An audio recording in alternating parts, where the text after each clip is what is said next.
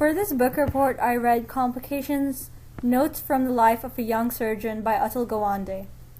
Complications is a set of accounts, cases, and anecdotes of Atul Gawande as a surgical resident.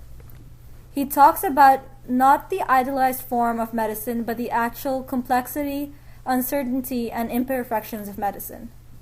Gawande's book revolves around the ethical and controversial questions that doctors have to answer every day. One of these conflicts is deciding between giving the patient the best possible care and the need to provide novices with experience.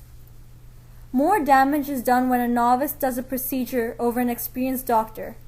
However, if no one is trained, then everyone will be harmed in the future, and thus a balance needs to be found between the two.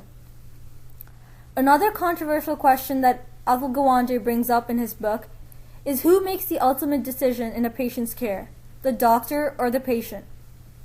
Patients are often not the best decision makers, but as doctors think logically, they often forget to keep the patient's best interests at mind. The book is filled with cases about specific patients, and Atul Gawande describes each case with intricate detail, which allows us to learn a lot about the human body. With every case, I got to learn something new. For example, in the case of a man who couldn't stop eating, the author describes a study of two men with severe amnesia. They were given a meal after meal, and they didn't stop eating because their brain didn't remember that they had just eaten. And this helped me understand that people do not have control over their hunger and their ability to feel satisfied.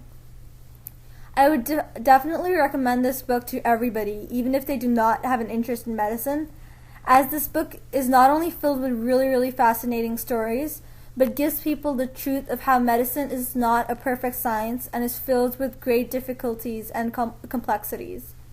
It increases our appreciation for surgeons and doctors today.